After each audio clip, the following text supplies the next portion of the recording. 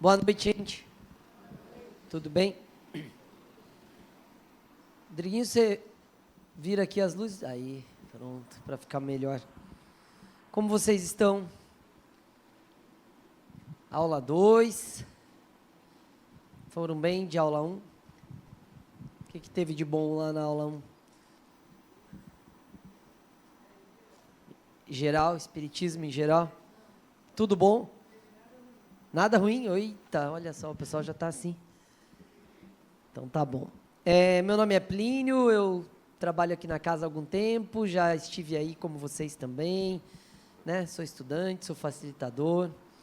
A gente vai se ver lá no final, no ciclo 10, que eu estou por lá também. E eu quero só fazer alguns acordos, e esses acordos vão valer para a ULI toda, se a gente se encontrar. Vocês já lembram do acordo para a gente não precisar contratar de novo. Né? O primeiro é que a gente tem uma autorização de perguntas que não são do tema, eu vou dizer onde estão. Por exemplo, olha, essa resposta você vai ter no ciclo 6, na aula 12. Aí você espera, né, 3 anos e a resposta vem. É uma forma de treinar também a ansiedade, né, essas coisas todas, a gente vai treinando. Por quê? Porque nós temos um desafio, né, e só se pegar só o tema Deus, o desafio já é desafiador de falar em 2 horas, né? Mas tem um plano de aula para cumprir e, às vezes, a gente tem milhões de perguntas e tem perguntas que têm uma característica de portal, tipo Nárnia, sabe? Você pergunta e a aula sai da aula. E aí ela vai para outra aula. Tipo o Super Mario, para quem é da época do videogame, você entra e sai no outro mundo. E aí eu tenho esse cuidado de falar, ó, essa pergunta é lá do ciclo 3, na aula tal. E aí vocês vão anotar no caderninho, ó, essa resposta tem que estar aqui na aula tal. Quando você entrar nessa aula lá no ciclo, você fala, ó, um facilitador na aula 2 do básico falou para mim que essa resposta viria hoje. Aí vocês já dão essa missão para quem estiver dando a aula. Combinado? Então, é uma licença que eu peço. Outra coisa que vocês já foram orientados, mas eu vou reforçar, a aula é gravada, então as perguntas de vocês esperam o microfone chegar. Ele chega. Você levanta a mão, ele chega.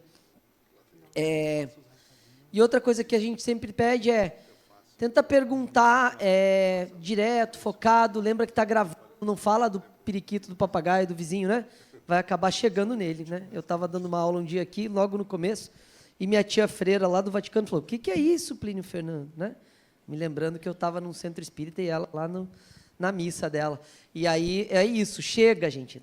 Todo mundo que se você usar de exemplo aqui o vizinho, ele vai assistir a aula, mesmo que vocês nem se vejam mais. Então, cuide na hora de perguntar, né, para não ficar uma coisa de expor as pessoas ou até você mesmo se expor, porque é uma aula que está gravada e a gente procura focar no conteúdo. Fechado? Fomos bem? Pronto. Eu tenho essa missão, e eu quase perdi o passador de slides, mas eu tinha posto no bolso, de falar sobre Deus, e eu faço isso de uma forma bastante descontraída, porque é um tema, né, importante, significativo, e vamos tentar levar essa aula da maneira mais leve. Eu não sei se ainda é assim, mas acho que 9h30 chega a pizza, a gente para, dá uma pausa, come, vai até... 9h20, viu? 9h20 chega a pizza, depois a gente tem uns 20 minutinhos de pizza, depois a gente segue. Quando der uma meia-noite, os que já cansaram vão para casa, os que não cansaram, a gente faz a virada para falar de Deus depois da meia-noite, que fica mais emocionante. Fechou? É assim ainda, né? Ou não? Mudou? Então bom. Quando eu vim aqui era assim, então espero que ainda seja, porque eu tenho slide aqui por umas 6 horas. Gente, vocês sabem que tem um livro, né? Alguém tem o livro aí para eu fazer a propaganda, que é importante? Pronto, olha só. Está até lido esse já está amassado, dobrado, cheio de grifado. Vamos ver se está grifado? Tem um marcador aqui. Não está grifado ainda não. Na minha casa, todos os livros são grifados. Se minha esposa ler antes de mim o livro, ele vem todo grifado. Aí você tem que ler rápido, se não quiser ler grifado. Ó, Conhecendo o Espiritismo, esse livro é o livro do curso básico. Cada ciclo aqui tem um livro base, e esse é o livro base do básico. Base do básico, ó, ficou até um trocadilho. O que é legal nesse livro? Primeiro que cada capítulo é uma aula, não vai ser mais assim, aproveitem. No ciclo 2 em diante não tem essa moleza de um capítulo, uma aula. Né? Você vai ter que se entender no livro para entender o ciclo. E segundo, tem uma coisa que a gente admira, que eu pelo menos admiro nesse livro, que a Adenauer consegue resumir em 4 páginas o que eu não consigo resumir em 2 horas. né? Então, é super conciso. Então, se você lê-lo antes da aula, você já vai ter uma noção do que é o conteúdo da aula, tá bom? Não deixem de ler, porque ele é um livro bacana para acompanhar, principalmente essa sua chegada aqui na ULI. Fomos bem? Então, partimos. A concepção espírita de Deus e o significado da fé à luz do Espiritismo. É sobre isso que a gente vai falar hoje, aula 2, Deus. Separei aqui alguns tópicos que fazem parte do plano de aula. Deus como causa necessária, e a gente vai entender por que é necessário. A percepção de Deus ao longo do tempo na humanidade, super fácil. Falar de Deus ao longo do tempo, 3.000 anos aí sobre Deus, né? Cada ano que passou tem um Deus, uma história, uma sociedade, uma cultura, né? um conjunto de princípios e um conjunto de percepção, filosofias distintas, tal. A gente vai dar uma passada rápida. Materialismo, espiritualismo e espiritismo, o que isso tem a ver, qual é a diferença desses conceitos. O bem e o mal, tranquilo, umas 5 teses de mestrado não dá conta disso, né? A gente vai tentar também. A prece como mecanismo de ligação a Deus e qual é a perspectiva da prece nessa proposta de fazer uma leitura sobre o que é Deus, quem é Deus, como que a gente se liga a Deus e qual é o papel da prece nessa história. Embora a gente vai estudar isso depois melhor lá no ciclo 2 e 3, a gente vai passar um pouquinho sobre esses temas também, quando a gente for estudar fluidos, passes, as questões relativas aos passes e tudo mais. A fé e a compreensão de Deus. Esse está tranquilo, para finalizar. Esse aqui é o da virada da noite. Ó. Compreensão de Deus, a gente passa a noite aqui, que é possível que a gente saia sem respostas ou com mais perguntas. Aliás, essa é a minha intenção, tá? Se alguém estiver procurando respostas hoje, não vou dar conta de dar resposta, mas eu vou encher vocês de perguntas. Então, espero que vocês saiam com mais perguntas do que vocês chegaram. Tá? Lista aí suas perguntas, e a minha proposta como facilitador dessa aula de Deus é entregar mais perguntas, né? E vocês vão acabar, a gente vai acabar se encontrando outras vezes, vocês vão perceber que eu costumo fazer essa devolução, né, para as pessoas da aula, que é entregar mais perguntas. Porque talvez a gente não tenha as respostas mesmo, né?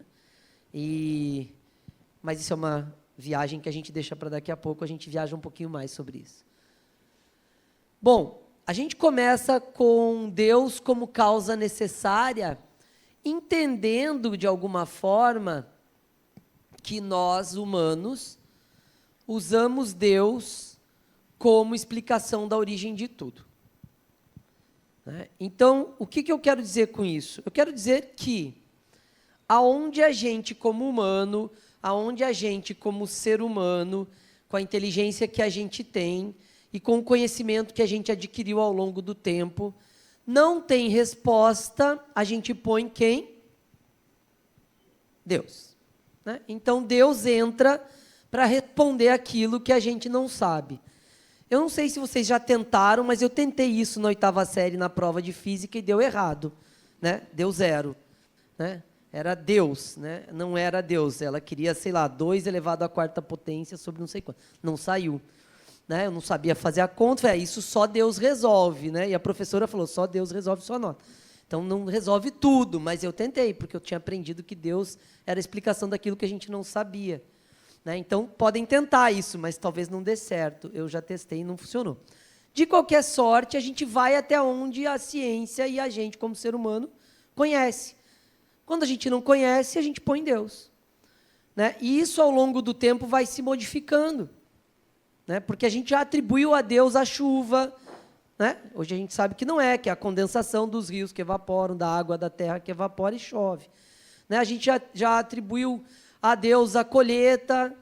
Né? Todo mundo aqui já passou por uma fase na história das reencarnações que estava rezando para Deus dar uma boa colheita. Embora isso ainda aconteça em alguns lugares. Né? Mas a gente já sabe que é a terra, o tempo, a hora que plantou, a hora que colheu, o quanto adubou, o quanto molhou, né? a qualidade da semente. Ou seja, a gente tem várias informações que a gente descarrega isso de Deus e deixa Deus para algo que a gente ainda não explicou. Então, percebam que a nossa evolução de percepção da realidade vai tirando Deus dos lugares em que a gente explica algo que a ciência ou que o humano consegue compreender. Né? Por um bom tempo, a gente achava que era o Deus que tremia a Terra, até entender que existiam placas tectônicas, e agora a gente mede e consegue prever, olha, daqui 15 dias vai ter um terremoto nesse lugar. Evacua a área. Né? Antes era rezando loucamente para o Deus do terremoto não ficar nervoso e não tremer o lugar. Entenderam? Então, é nesse sentido que a gente, como ser humano, vem usando Deus para explicar a origem de tudo. Quando a gente avança no conhecimento, a gente tira Deus e coloca uma explicação racional, científica, filosófica, coloca ali. Enquanto a gente não avança, Deus, todos nós, se formos no limite dos porquês, né, chega em Deus. Pegue qualquer coisa e vai se perguntando, mas por quê? Mas por quê? Chega no final, ou você se irritou e fala, não sei. Ou você fala, deve ter sido Deus. Né? E mesmo as pessoas que já estão numa percepção mais desconstruída desse Deus, das religiões, desse Deus formal, e que a gente vai fazer isso ao longo da ULI também, olhar para essa concepção de Deus de forma diferente, chega uma hora que fala, pô, isso aqui só pode ter sido Deus, porque não tem explicação e é incrivelmente feito de um jeito extremamente complexo. Deus. Né? Então, a gente começa a entender que, de alguma maneira, Deus pode estar sendo usado, olha eu falando que Deus está sendo usado, hein, como uma causa necessária, porque explica a causa das coisas que a gente não sabe explicar. Conceber a ideia da causa necessária? Olha aqui, ó. Deus é a inteligência suprema, causa primeira de todas as coisas, né? Onde que está essa frase, gente, para quem é acostumado a estudar o Espiritismo? Livro dos Espíritos, né? O que é Deus? Né? Eu vou abrir a água só um minutinho.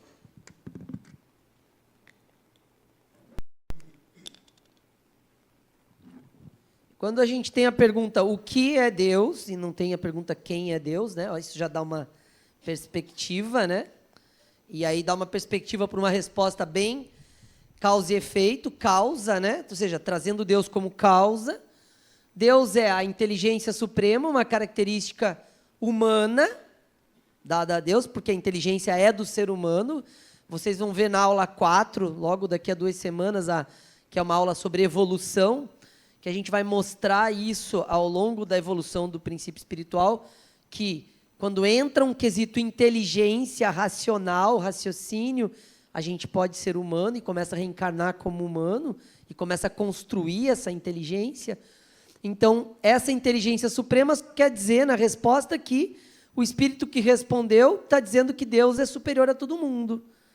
Né? Essa é a resposta, fala isso. Ó, é uma inteligência, característica humana, suprema. Então, entenda que ele quis dizer que Deus é superior a todos, nessa resposta. E a outra parte da resposta, causa primeira de todas as coisas, ele está dizendo, numa perspectiva de causa e efeito, que era uma visão da época, lembrem que isso tem 170 anos, essa resposta, né, arredondando aí, que é o tempo do Livro dos Espíritos, que tudo precisava ter uma causa, porque a percepção da ciência e da física, principalmente da época, era extremamente cartesiana, que é causa e efeito, causa e efeito.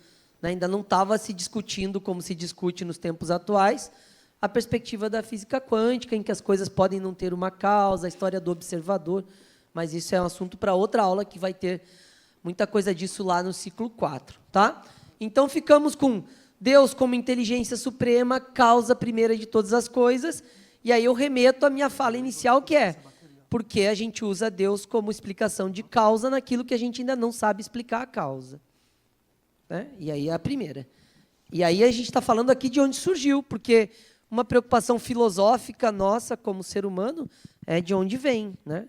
As religiões tentam explicar isso, cada uma da sua forma, e a gente vem buscando isso há séculos. A filosofia busca isso, as religiões buscam isso, que é de onde vem a vida, de onde surge, de onde vêm as coisas. Tá? Observe aqui, ó, que falar que a inteligência suprema gera uma harmonia e coerência das obras da criação. Por quê? Porque tudo aquilo que é incrível e funciona, a gente fala, nossa, obra de Deus. Né? E, efetivamente, quando a gente faz isso, é porque a gente destitui o humano da capacidade de fazer aquilo. Né? Então, a gente olha para aquilo e fala, nossa, é de Deus isso. Não tem como fazer. Né? Então, olhe para como a gente atribui essa inteligência suprema, atribuindo uma superioridade na capacidade de inteligência, na resposta que a gente explicou Deus. Né? Acho que a gente explicou o que é Deus a partir do conceito de Livro dos Espíritos. E aqui, como causa primeira de todas as coisas, trazendo uma perspectiva de que a gente compreende Deus, então, pelas suas obras, como causa, que é uma percepção causuística de causa e efeito. Ou seja, se existe uma coisa, alguém criou. Né? E esse alguém criou, vai buscando, chega uma hora, chega em quem criou o começo. Aquela confusão de quem vem antes, o ovo ou a galinha, vem Deus. Né? Sacaram? Então é Deus. Não importa se veio o ovo ou a galinha. É um paradoxo, se for pensar, né? Porque se precisa de um ovo para nascer uma galinha, quem fez a primeira galinha? Né? Ou quem fez o primeiro ovo para virar galinha? Né? E por mais que pareça um clichêzinho, né, da fala, é uma crise filosófica isso. Né? Porque se a gente entende como humano que a galinha nasce do ovo e o ovo nasce da galinha, né? Aí tem que pôr Deus. Espera aí, em algum momento chegou Deus e fez a galinha. Ou a primeira galinha, para botar os próximos ovos, ou o primeiro ovo para nascer as primeiras galinhas. É muito louco isso. Então, na prática, a gente entende Deus pelas suas obras e gera uma harmonia quando eu digo que ele é a inteligência suprema. Plínio, eu vim estudar espiritismo, não vim perguntar quem nasceu primeiro, o ovo ou a galinha. Mas tem tudo a ver. Né? E com Deus ainda tem mais a ver. E a gente nunca parou para pensar que o ovo ou a galinha tinha a ver, essa pergunta tinha a ver com uma crise de saber onde está Deus. Né? E Deus responderia essa pergunta. Né? Quem veio primeiro, ovo ou galinha? Deus. Pronto, ganhou, acertou a resposta. Tá? E aí isso serve para N coisas que a gente tem explicação, ou pela religião, ou porque a gente não pergunta, porque vai dar crise, né? Se ficar perguntando esse negócio, eu vou entrar em crise. Né? Já estou com a crise básica aqui, por que eu vou ficar entrando nessa loucura? Né? Ou porque a gente só põe Deus lá e resolve. Deus encerra o assunto, gente, também é uma boa técnica. Foi Deus. Ah, se foi Deus, não posso nem questionar. Tá? Beleza? Essas brincadeiras todas são para a gente pensar como a gente usa a concepção de Deus para resolver aquilo que a gente ainda não alcança. E ao longo da história, se a gente se projetar para o passado, a gente vai perceber que a gente usou Deus em um monte de lugar que hoje a gente tem seres humanos resolvendo, explicando e respondendo. Né? Então, é uma perspectiva evolutiva da ideia de Deus. Tá? Fomos bem aqui? Olha o que Adenauer fala no livro aí de vocês, que ele fala o seguinte: Deus é também uma necessidade psicológica. Quando ele fala que Deus, eu sempre grifo assim, ó. Aproveitem os grifos porque cai na prova. Não tem ainda, né? Ou é surpresa? Era surpresa? Estraguei a surpresa, gente. Aproveita os grifados que caem na prova. Deus é também uma necessidade psicológica. Por que Deus é uma necessidade psicológica? Porque existe uma segurança no colocar Deus, no saber que Ele existe, no entender que Ele existe, no sentir que Ele existe, no acreditar que Ele existe. Depois a gente vai brincar com esses verbos ao longo da ULI. Mas, na prática, a existência de Deus nos traz uma segurança psicológica. Pense que legal que é. Toda pergunta que eu não tenho resposta, eu coloco Deus. Olha que estabilidade psicológica isso me dá. Quando eu não gosto do resultado, eu aceito porque veio de Deus. Quando eu gosto do resultado, eu agradeço e fico feliz porque veio de Deus. Olha que segurança psicológica. Não precisa entrar em crise. Oi? Eu não preciso entrar em crise. Porque Deus me dá essa segurança psicológica. Eu coloco Deus. Deu muito errado. Deus, por que você está me fazendo... Deu super certo. Nossa, Deus, você foi incrível. E aí, essa segurança psicológica vem a partir da concepção de cada um de Deus. Ah, deu uma coisa muito errada. Aí você entra em crise com Deus. Pô, Deus, como que você deixou isso acontecer? Né? Então você vai para esse lugar de utilizar Deus, e é essa a estrutura psicológica que a gente tem, como uma segurança. Né? Porque é supremo, criador de todas as coisas, ou seja, a primeira causa de tudo, e resolve todas as perguntas que eu não tenho resposta. Não resolveu minha prova de física, mas está tudo bem, vai ver, eu não tinha esse contato bem feito. Né? Mas, na prática, a gente tem Deus como essa perspectiva de segurança. O ser humano, por si só, não se autoexplica. Quando a gente não consegue se autoexplicar, a gente põe Deus. Aí a gente vai para a aula de reencarnação, que vocês vão ter aqui, aula 6, 7 e 8, que é a trilogia da reencarnação, não percam. Né? Os 3 episódios de reencarnação do básico estão nas aulas 6, 7 e 8. E a gente vai aprender que a gente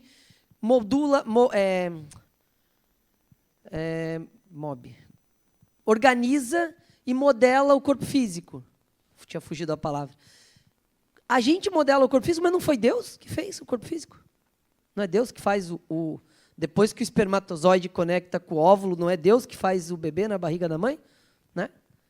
Então, aí a gente começa, olha, eu participando da criação aqui, como espírito, e aí você começa a olhar para isso e falar, e se eu tirar Deus desse negócio aqui? Né? E se eu começar a tirar Deus e entender que eu, como espírito, modelo a multiplicação das minhas células quando eu ainda estou dentro da barriga da minha mãe, e assim começo a explicar, e aí a gente vai substituindo Deus dos lugares onde é o espírito que está fazendo, é o ser humano que está fazendo, que somos nós, espíritos, e, de repente, a gente vai ter que repensar o lugar de Deus. Né? E repensar o lugar de Deus é repensar o que a gente concebe como Deus, como sendo Deus. Né? Então, a provocação que a gente tem numa leitura, né, atual é o que é Deus realmente, né? Para além de ser a explicação de tudo que eu não sei, para além de ser quem resolve tudo, quem manda em tudo, quem atende tudo, para quem eu agradeço, para quem eu peço, né? Para além disso tudo, o que é Deus? Né? Essa é a pergunta que eu preciso fazer nessa aula. Fomos bem aqui? Como segurança, necessidade psicológica. Pronto. Então, agora, a gente vai avançar na percepção de Deus ao longo do tempo na humanidade, ou seja, nós, seres humanos, e como que Deus foi mudando ao longo do tempo. Né? A evolução do espírito e a compreensão de Deus. À medida em que nós evoluímos, a sociedade evolui, os conceitos evoluem, as crises evoluem, né? Aquilo que a gente tem de problema muda, aquilo que a gente tem de concepção muda, aquilo que a gente tem de valores muda. Né? Quem lembra aqui quando foi viking? Ninguém lembra? Vocês não lembram assim? Das vidas passadas? Não? Quando a gente era viking, faz de conta que vocês lembram. Assiste lá um capítulo do Viking lá na Netflix, lá tem umas 3 séries boas lá sobre viking. E vai perceber que lá era o seguinte, era matar para ganhar território, para ter o que roubar do outro, para seguir ganhando território, matando loucamente, né? Os homens todos fortes, grandes, né? Imagina se eu nasço desse tamanho lá, vi que eu morria, nem crescia. Eu não consigo nem levantar uma espada daquela, né? Sim? Então, assim, tinha que ser fortão, grande e tal. Então, a gente modelava um corpo para aquele momento da sociedade e saía loucamente, né? Caminhava não sei quantos quilômetros para chegar no outro lugar lá para tomar o rei. Caminhava 20 dias e ainda lutava forte. Não sei como que fazia isso, não. Aí eu caminho, né, 10 quilômetros, já estou... Aí o cara caminhava 20 dias sem parar, carregando uma espada de 10 quilos na mão, né, nas costas, né, imagina. Né? Ninguém tinha problema de coluna, nada. Então, é isso. A gente já viveu várias experiências e, à medida em que a gente evolui, agora não preciso mais carregar uma espada para ir lá matar. A pessoa matava 200 pessoas numa encarnação e era o herói. Uou! Né? Era o galã lá da série. Né? Ou seja, era a pessoa que era respeitada como líder. Tal. Então, de alguma maneira, a gente vai mudando E à medida em que a gente vai mudando, a gente vai entendendo várias perspectivas de Deus. Dentro dessa ideia, eu começo entendendo Deus atribuindo a Ele, ou sendo Ele o dono dos fenômenos da natureza, né? A chuva demais, o vento demais, a maré que subia, a água que faltava, o terremoto, o raio, o trovão, né? Tudo isso era Deus em alguma época, em alguma sociedade. E isso sempre estava pautado na satisfação ou insatisfação. Então, se Deus está insatisfeito, o fenômeno da natureza prejudica o humano. Se Deus está satisfeito, o fenômeno da natureza beneficia o humano. Choveu na época que precisava nascer a colheita, Deus da chuva está satisfeito, feliz e contente e atendido. Não choveu na época que precisava da colheita, Deus está insatisfeito, fizemos algo errado, está nos castigando. Percebem isso? Todos nós vivemos algum Deus assim alguma vez na vida, em outras vidas, né? Ou seja, nós já passamos por essa relação de Deus com os fenômenos da natureza. Deu um terremoto, Deus está nervoso, tremendo a terra para nos alertar. Né? Entendeu? Caiu um raio lá, matou a única vaquinha que eu tinha lá, Deus está me dando um recado, matou a minha vaquinha. Não, ela estava no campo, né? Como único ponto ali, na grama, o raio vai para o ponto mais alto, e era ela. Né? Ponto, é isso. Hoje a gente sabe essa explicação. Mas lá eu achava que era Deus que matou a minha vaquinha, e eu ficava perguntando na vida por que Deus fez isso comigo. Sacaram? Satisfação e insatisfação na premissa de Deus. Isso explicava o que faltava, ou seja, se faltava algo, Deus está insatisfeito. Se eu tinha fartura, tinha as coisas que eu precisava, Deus está satisfeito.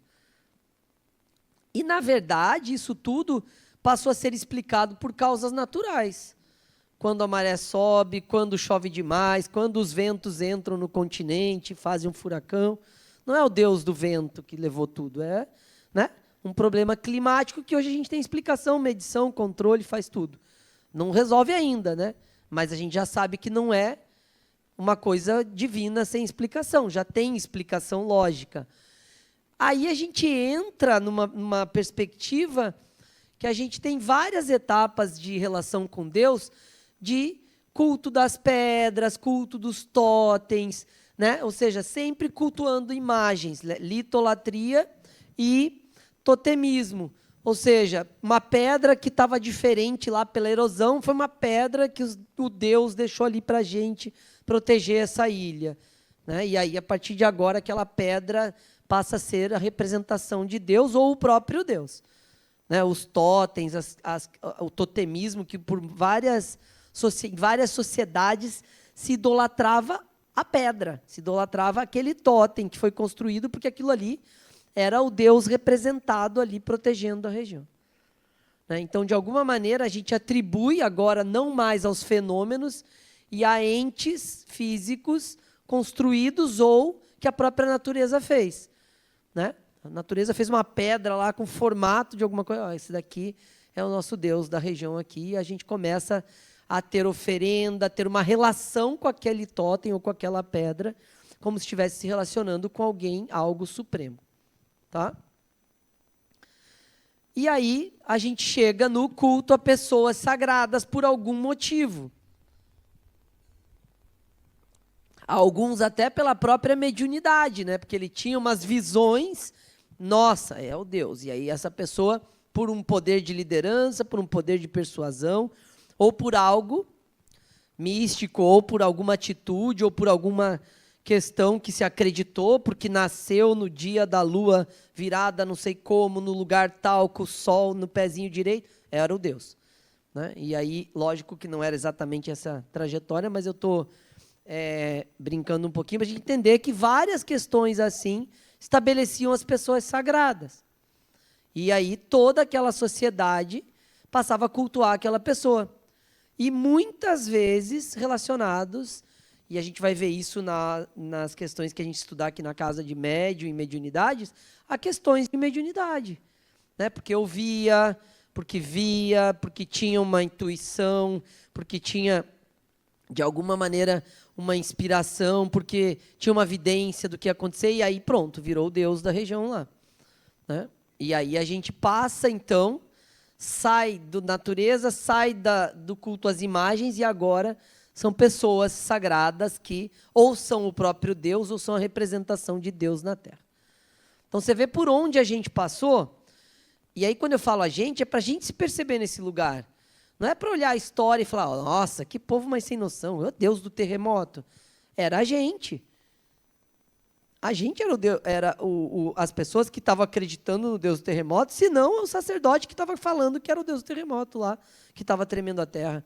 Né? Então, de alguma forma, nós já passamos por essas perspectivas de Deus, isso está na nossa mente, na nossa história, gravado. Tá? A gente vai estudar isso mais à frente, né? No ciclo 6, 7, depois lá no 10 a gente volta a ver um pouquinho, que é a ideia de Deus, que é todas as nossas relações com Deus ao longo de várias encarnações.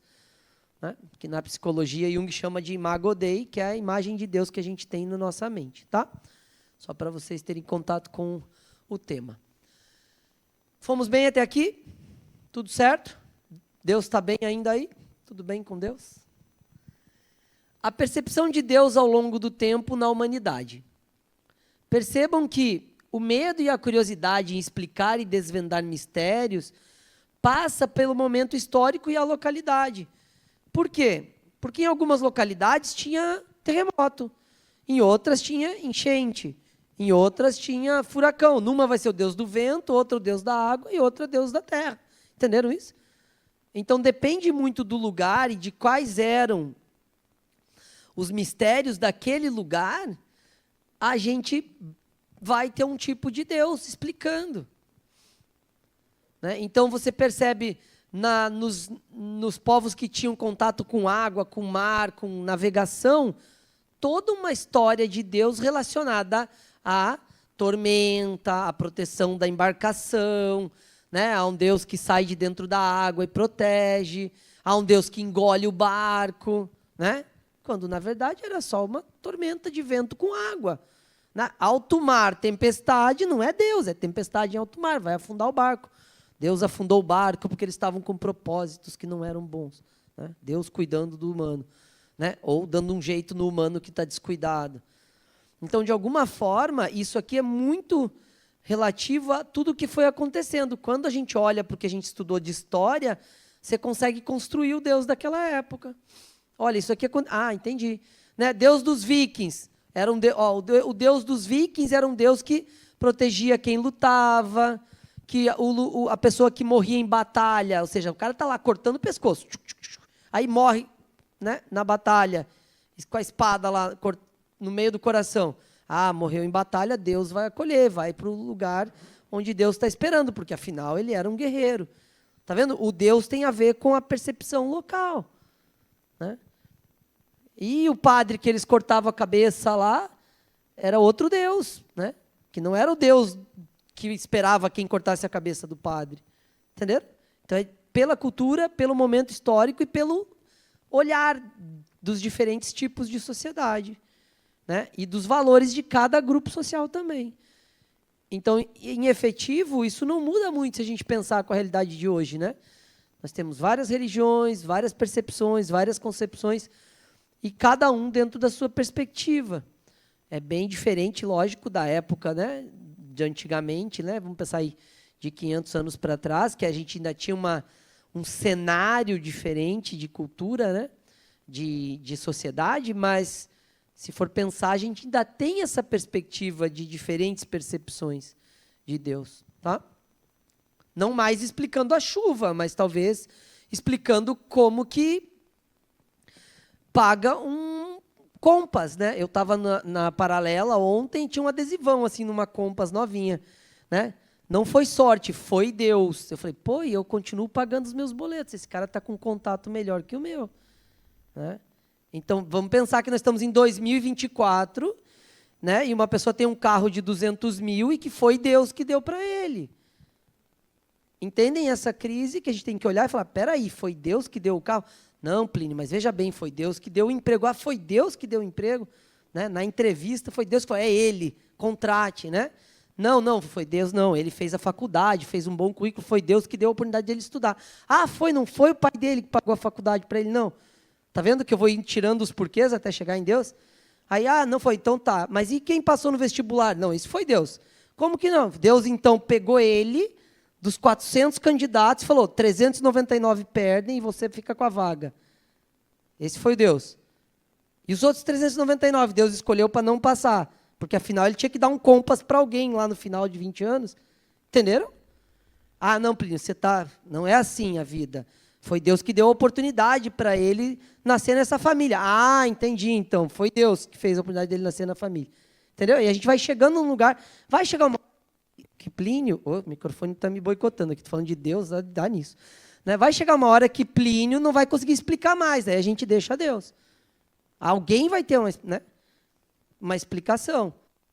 Mas a gente precisa olhar para esse lugar com um pouco de senso crítico e entender que talvez Deus não seja o cara que pagou os boletos da Compass. Né? Talvez não seja ele que fez eu passar no concurso. Porque para eu passar no concurso, ele tem que ter reprovado os outros que perderam. E aí está tudo bem? Claro que está, Plínio. Eu tenho um contato muito melhor com Deus. Né? Entendeu? Meu contato é especial. Aí Deus me escolheu. E aí a gente vai usar Deus nessa perspectiva. Tá? Então é pensar um pouquinho. Né? Porque lá nos Vikings, vou usar os Vikings de novo, o cara ganhou, cortou a cabeça de todo mundo, morreu todo mundo. Foi o Deus da guerra que fez a proteção. E o Deus da guerra dos caras que foram mortos. Estava onde? Dormiu nessa hora? Perdeu a hora? Chegou atrasado na batalha? Né? É isso. Não, mas é que o Deus deles era mais forte que o outro e mataram todo mundo. É essa crise que eu preciso que a gente tenha com a concepção de Deus. Porque todo mundo aqui passou por essa concepção. E quando eu estou na paralela, em agosto de 2024, e vejo um adesivo desse, eu vejo que a gente ainda tem essa crise atualmente. Né? Porque não tem muita diferença em eu achar que Deus me ajudou a ganhar a batalha, matando todo mundo, e achar que Deus pagou os boletos da minha Compass. Né? Eu vou fazer o adesivo. Não foi sorte, nem foi Deus, fui eu. Né? Eu fiquei pensando, olhando para o adesivo no sinal, eu falei, como seria meu adesivo aqui? Seria mais ou menos assim. Aí a pessoa vai falar, vai perder, porque está mexendo com Deus, vai dar azar, e aí vai perder o carro. Né? Então, é isso, entenderam? Só para a gente lidar um pouquinho com as nossas questões de Deus. Vamos lá. Evolução psíquica da humanidade e a autocompreensão. Olha isso daqui, gente, só um mosaico para a gente pensar um pouquinho por onde a gente já passou. Nós já tivemos Deus Criador, Deus único, Deus Pai, Deus homem-herói, né? Se a gente pensar na Roma, na Grécia, nesses lugares, Deus arquiteto do universo, Deus totem, politeísmo, um monte de Deus para tudo quanto é coisa. Então, de alguma maneira, nós temos uma compreensão de Deus que vem acompanhando a evolução da humanidade. Por isso que a gente tem uma provocação aqui na URI, logo no começo, que é como vai ser a sua concepção de Deus, entendendo que nós estamos em 2024 discutindo N questões importantes de compreensão do humano e que a gente precisa olhar para isso e atualizar algumas coisas que talvez estejam desatualizadas. Né? Porque 2000 anos atrás já se rezava para Deus fazer chover para colher. Você continua rezando para Deus lhe ajudar a passar no concurso? É a mesma coisa. Só mudou o foco da reza, ou da oração, ou da prece, do que você quiser chamar. Então, de alguma maneira, a gente precisa perceber que se faz necessário mudar o modelo. Né? A gente está atribuindo a Deus uma coisa que talvez não seja de Deus. Ficou boa essa frase, de Deus, não seja de Deus.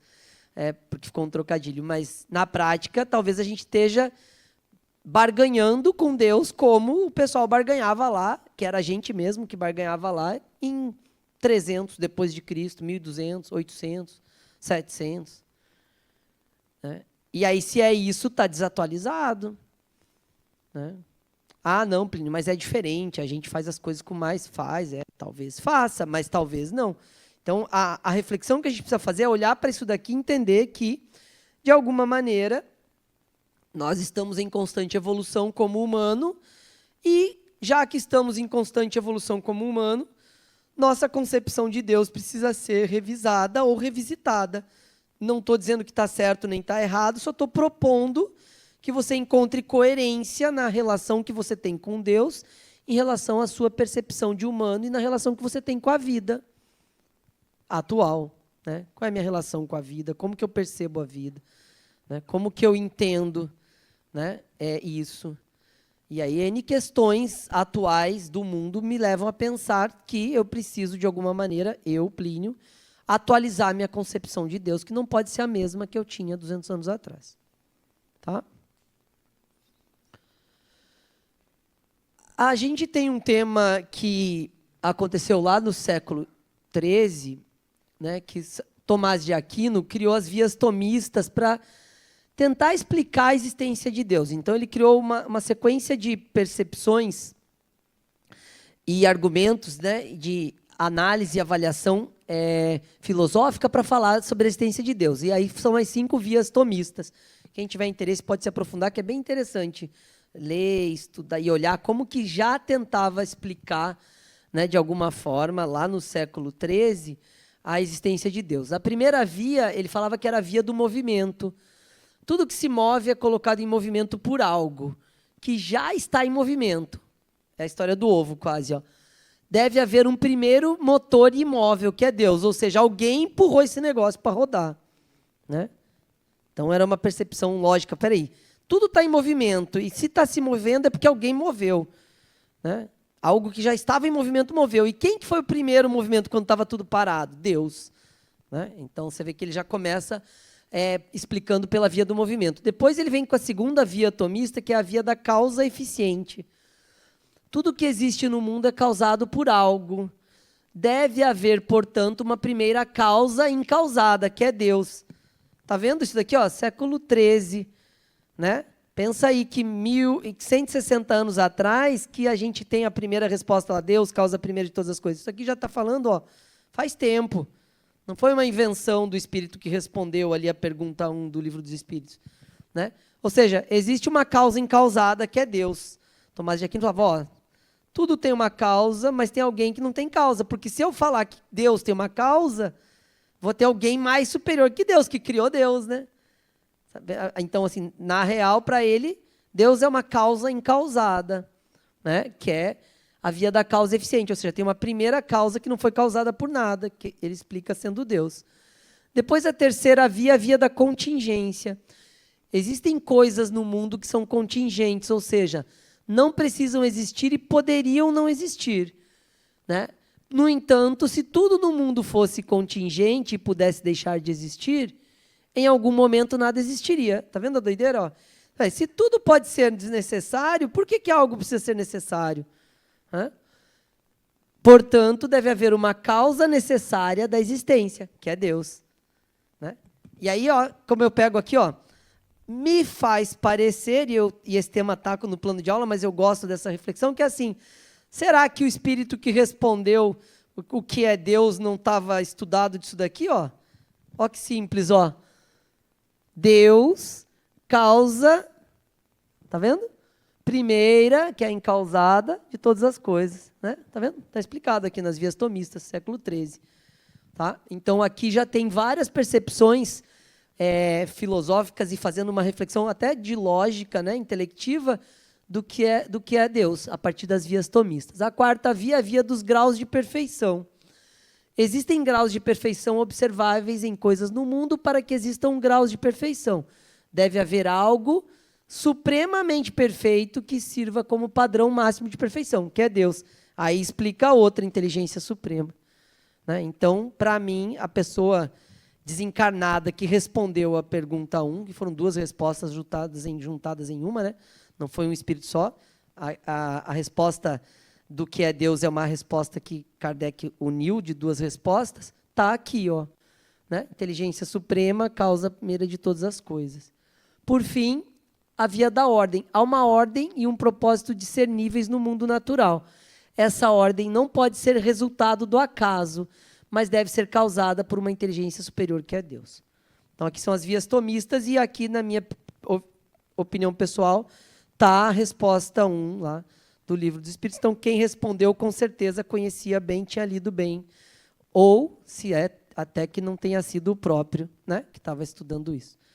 Aí sou eu elucubrando sobre o Livro dos Espíritos, que eu não tenho conhecimento profundo para saber quem estava respondendo lá. Né? Então, aqui a gente vê as explicações lógicas de Deus e que batem muito bem com a resposta do que é Deus do Livro dos Espíritos. Fomos bem? Né? Quem não conhecia, pode procurar, tem isso de forma bastante exaustiva, um conteúdo mais profundo para dar uma lida, que é só um resuminho das 5 vias, tá bom? Fomos bem? Estamos indo bem, gente? Já estamos chegando quase na metade da aula. Está fluindo, né? Então tá bom. Querem levantar um pouquinho? Está dando preguiça aí atrás? Vamos levantar, vamos fazer um exercício de alongamento. Eu sou de fábrica, a gente tem ginástica laboral na fábrica toda semana. Bora, levanta aí. É sério, não estou zoando não. Levanta, isso, estica. Pronto, todo mundo levanta, bora trabalhar as pernas e os braços. A gente precisa do corpo para a mente funcionar. Tem gente que já estava no 5º sono ali. Acorda o colega aí para levantar. Aí, muito bom. Segunda-feira, né, de noite. Horário bom para estudar Deus. Isso, mão, estica a mão esquerda. Ó, todo mundo estica do lado de lá. A esquerda é de vocês, ó, gente. Pronto, direita. Muito bom. Olha para o colega para virar o pescoço para o lado. Muito bom. Podem sentar todo mundo acordado, feliz, contente. Ô Plínio, eles estão muito quietos hoje. Você eles vê. não são assim. É Deus, cara. Deus faz isso com as pessoas. Concordo. Todos bem? Partiu, ó, todo mundo sorrindo. Ó, tem uma mão levantada lá, viu? Foi só levantar que a pessoa... Opa! Pode perguntar, Deus não briga, gente. Boa noite. Boa noite. Plínio, eu tenho uma dúvida a respeito do que você apresentou, no que diz respeito à necessidade psicológica, Deus enquanto necessidade psicológica do homem. Certo. O que consiste a minha dúvida? A ignorância versus a ciência. Na sua exposição, a gente percebe que Deus é como se fosse diminuindo o tamanho de Deus em relação à percepção humana. Cada vez que a ciência explica algo, de onde vem o terremoto, de onde vem o maremoto, a seca, Deus vai diminuindo. A ciência tem mais ou menos uns 200, 300 anos, que ainda não está completamente difundida em todos os cantos. Essa necessidade psicológica há de permanecer com o desenvolvimento da ciência? Boa questão, muito boa. Ó, o que eu penso sobre isso? Na minha visão, a gente não está diminuindo, a gente está tirando o que é supérfluo. Né? Então, Deus deve ser muito mais do que a cadeira, né? A chuva, né? A árvore que cresce. Isso eu acho que é supérfluo, sabe? Ainda é casquinha. Eu não sei o que é Deus realmente, né? Não sei nem por que eu estou aqui dando essa aula se eu não sei o que é Deus, né? Mas deixa para lá, não conta, né? Senão eu perco o emprego. Né? Mas vamos lá, eu não sei realmente o que é Deus, né? Mas eu já sei várias coisas que ele não é. Talvez seja por isso, então. Agora já voltei para achar que eu estou no lugar certo.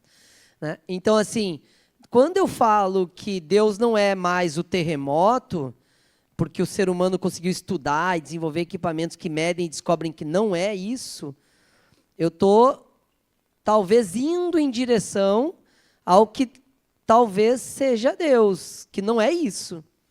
E aí a gente está tirando.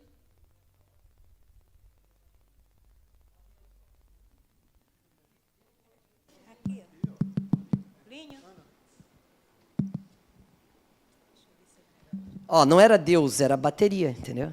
Achei que era Deus cortando meu microfone, mas era a bateria que estava acabando. Então, assim, de alguma maneira... Melhorou isso daqui, hein? Fiquei até com uma voz mais bonita de rádio. Ó, Deus, quando eu tiro ele dos fenômenos naturais, por exemplo, eu estou dizendo, ok, já entendi que isso é a natureza, que é a construção. Ah, mas quem criou a natureza? Então, a gente vai em busca de. Né? De alguma forma, eu não entendo isso como diminuindo, entendo isso como aprofundando. E talvez, e a gente vai fazer isso ao longo da jornada aqui na ULI, a gente vá de encontro com um Deus que talvez não esteja fora, que talvez seja dentro. E aí, se está dentro, talvez ele não esteja, ele seja. E talvez se ele seja, ou se ele for, talvez a gente seja, porque a gente chama a gente de centelha divina quando a gente analisa o nosso início, né?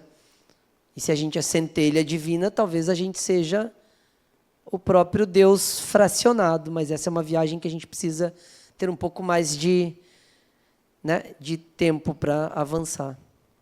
Me permita, essa não é uma questão cultural, essa ideia de Deus ao longo aí dos milênios, diante da necessidade, diante da ignorância, diante da necessidade de ter algum tipo de resposta. E hoje, como é que a gente consegue diferenciar, sendo que nós estamos imersos nessa cultura? Sim.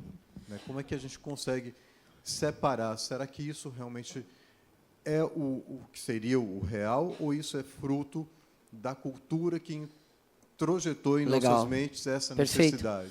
Também é. Não é só cultural, mas também é. A ideia de Deus vem, uma das partes da ideia de Deus vem das culturas em que a gente está inserido. A gente tem o Deus do terremoto na nossa mente, a gente tem o Deus da colheita, a gente tem o Deus que protege, a gente tem o Deus Pai, o Deus que castiga. Isso tudo vem da cultura onde a gente está inserido. Mas também vem da experiência de cada um, também vem da religião que os pais passaram, também vem das crenças de família. Então, vem de várias questões, e uma delas é a cultura na qual a gente viveu, sim.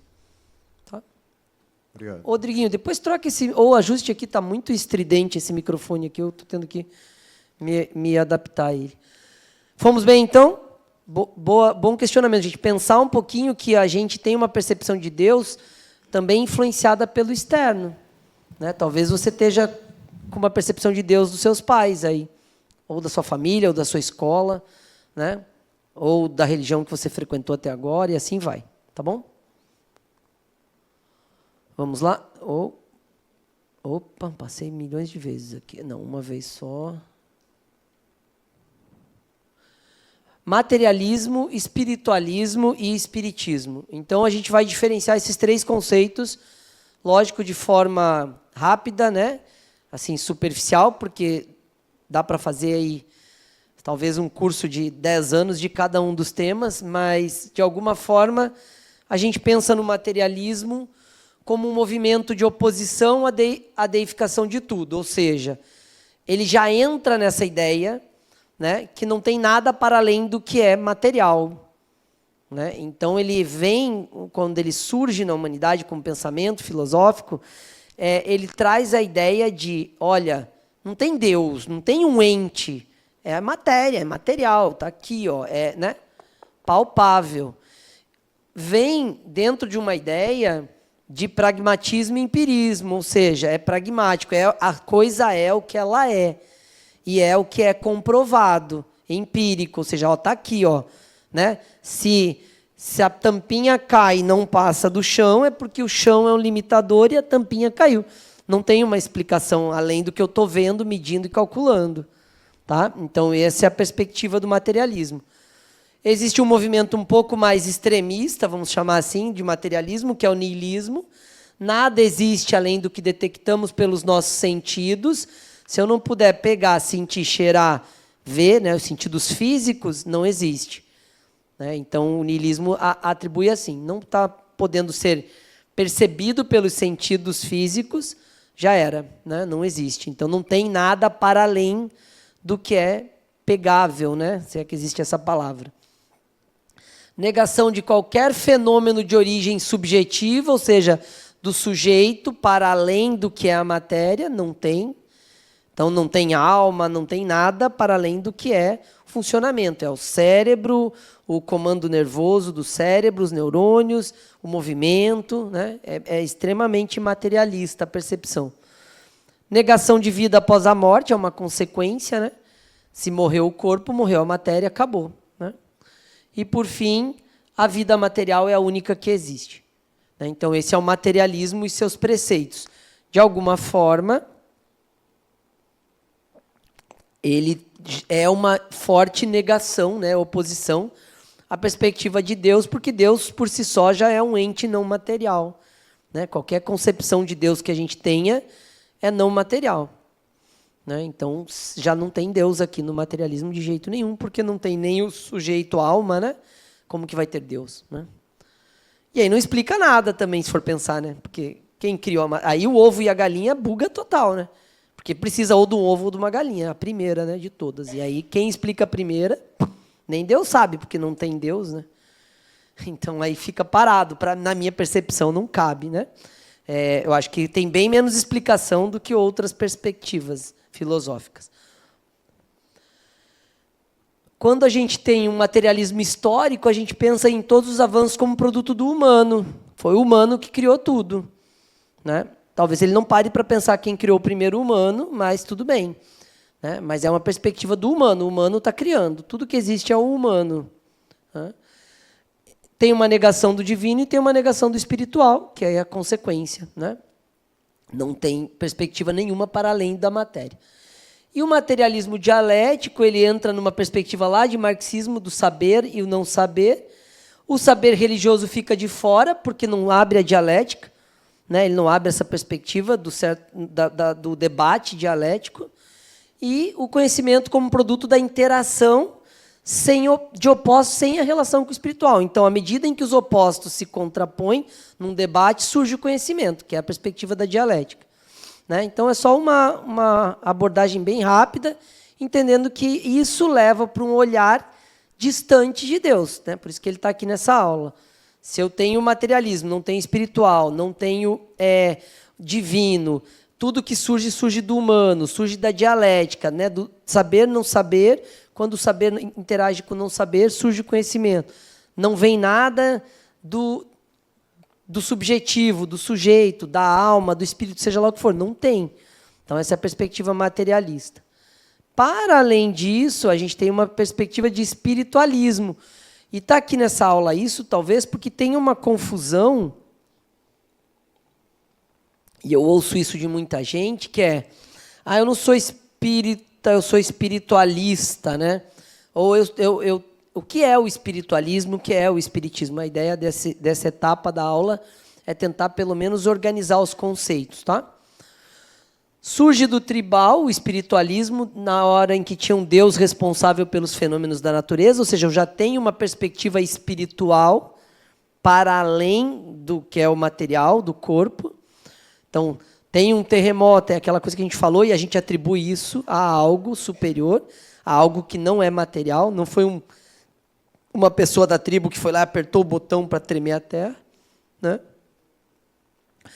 Existência de algo além da matéria como premissa, então, para o espiritualismo, tem algo além da matéria. Né? E aí cada corrente espiritualista explica que algo é esse. O corpo como instrumento para a alma viver no mundo material, então essa alma, que seria algo além, né, da matéria, utiliza-se do corpo para viver no mundo material. E aí cada corrente espiritualista explica de um jeito, de onde surge, como que vive, se vai e volta, ou se só vai uma vez. Né? Todas as perspectivas filosóficas, cada uma tem uma linha de pensamento sobre isso. Origem e destino, né? De onde a gente vem, para onde a gente vai após a vida que a gente vive aqui. Pré e pós-existência da alma, ou seja, pressupõe que existiu uma alma antes de nascer, e a mesma alma depois de nascer, depois de ter vivido. Né? Então, essa alma passa por uma experiência, e aí, por exemplo, algumas correntes, como o espiritismo, que é reencarnacionista, entende que a mesma alma volta e volta, outras não. Né? Entende que vai para um juízo final, que vai para um lugar, vai para o Hades, vai para qualquer... Né? Ou seja, cada uma entende de um jeito. Né? Mas é importante a gente perceber que, quando a gente pega uma perspectiva de espiritualismo, existe uma alma pré-existente à vida material, e aí isto se opõe ao materialismo, né? Porque o materialismo entende que a vida não tem nada além da matéria, do corpo. Tá? O aspecto moral começa a ser relevante para a continuidade da vida pós-morte. Ou seja, as questões morais são reafirmadas como quesitos para essa vida, né? E aí a gente vê isso em várias perspectivas religiosas, que é, olha, se você fizer tudo certinho, você vai para o céu, senão vai arder no fogo do inferno, né? Ou você vai ficar em looping lá, né? Para quem assistiu Lúcifer aí, né? Vai ficar em looping lá, não saindo do lugar, né? E várias outras perspectivas, né? Enterra com a moedinha na boca para pagar o barqueiro para te levar para o mundo dos mortos, senão você vai ficar vagando, né? Se não for batizado, né, vai ficar perdido, não vai conseguir chegar no reino, e assim vai. Então, percebam a importância do aspecto moral, ele começa a aparecer em todas as perspectivas filosóficas espiritualistas, em contraposição à ideia da matéria, porque a matéria acaba a matéria, não tem alma para se preocupar, né? Então, quando a gente entra num olhar de espiritualismo, a gente já tem uma preocupação relevante com a pós-morte, né? E durante, em relação aos critérios morais. Se eu cumpri os critérios morais ou se eu acumulei evolução moral suficiente para essa continuidade. Tá? Já no Espiritismo, ele entra numa perspectiva de espiritualismo de forma um pouco mais profunda. Para Kardec, existia uma questão aí entre espiritualismo e materialismo, e aí, quando a gente pega o Espiritismo, ele pontua algumas questões e cria alguns critérios, ou seja, define que é uma doutrina reencarnacionista, uma filosofia reencarnacionista, começa a estabelecer alguns conceitos bem pautados no que ele escreveu. É uma fé raciocinada em bases lógicas, claras e emocionais, então vem uma perspectiva de que pode se atualizar, né? Tem aquela fala de Kardec que traz a perspectiva de que se a ciência um dia fala algo diferente do que está escrito ali, fique com a ciência, ou seja, né? Já tem uma perspectiva de raciocínio, de lógica e de evolução, né? Então não é já uma cultura espiritualista dogmática, simplesmente, onde você vai seguir um dogma para sempre e ele não se atualiza, né? E é por isso que a gente tem, por exemplo, uma ULI aqui que está se propondo a contextualizar, né, as bases do espiritismo nos tempos atuais, né? Por quê? Porque não dá para eu pegar algo que foi escrito 160 anos atrás e aplicar hoje simplesmente sem contextualizar.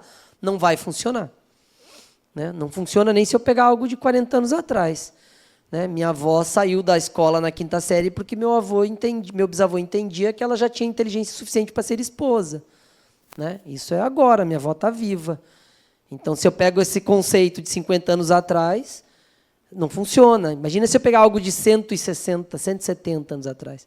Por isso que não dá para fazer alguns recortes do livro dos Espíritos e falar, olha aqui, ó, tem preconceito. Claro que tem. 160 anos atrás tinha muito mais do que hoje. Olha aqui, ó, falava isso. Claro, era essa visão que tinha sobre o aborto, sobre não sei. Então, esses temas que a gente evoluiu em termos de humanidade e de conceito, a gente precisa contextualizar o que está escrito lá também. Tá? Por fim, existência do espírito e suas ocupações após a morte, humanização da vida espiritual. Então, o Espiritismo traz isso, ele descreve isso, né? E depois os livros de Chico, por exemplo, trazem muito conteúdo sobre isso, sobre a vida pós-morte, né? Como é a vida espiritual, humaniza isso. Olha, a gente vive, a gente tem uma vida continuada até reencarnar de novo. Então, vem essa perspectiva no Espiritismo muito forte. E, por fim, trata de processos evolutivos do espírito, ainda que lá na época se falou em escala de evolução e a gente se prende muito a isso. A gente aqui na ULI entende que a evolução não é só sobre critérios morais, mas sim sobre aquisição de habilidades. Então, uma perspectiva atualizada de evolução do espírito. A gente evolui à medida em que a gente integra novas habilidades, mas sim o Espiritismo se preocupa com essa perspectiva do espírito em evolução, né? Então, a reencarnação como processo educativo, que é inclusive uma das aulas do ciclo básico, né? Como que a gente olha para a reencarnação como um processo de educação e evolução, ao invés de ser um processo punitivo. Porque a gente tem um pouco disso no Espiritismo, se a gente faz uma leitura lá do Espiritismo clássico, sem trazer uma perspectiva e contextualização para os tempos atuais. Não faz sentido a gente reencarnar para pagar, né, para pagar karma, para pagar dívida. Então, não é isso. Né? E a gente vai trabalhar bastante isso aqui na ULI para a gente entender que realmente a reencarnação é um processo educativo e de integração de habilidades, e não um processo de acerto de contas. Não tem Serasa no mundo espiritual. Né? Fiquem tranquilos. Desencarnou, zerou as contas, começa de novo com aquilo que você tem e com aquilo que você ainda não tem. Mas isso é da aula de reencarnação. Vou deixar para eu não interferir nas aulas dos colegas. Fomos bem? Tranquilo aí, então? Materialismo, espiritualismo e espiritismo? Certo? Deus para o espiritismo.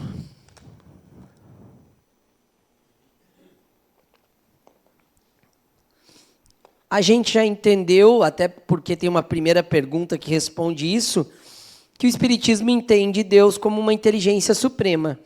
O que é importante a gente pensar aqui?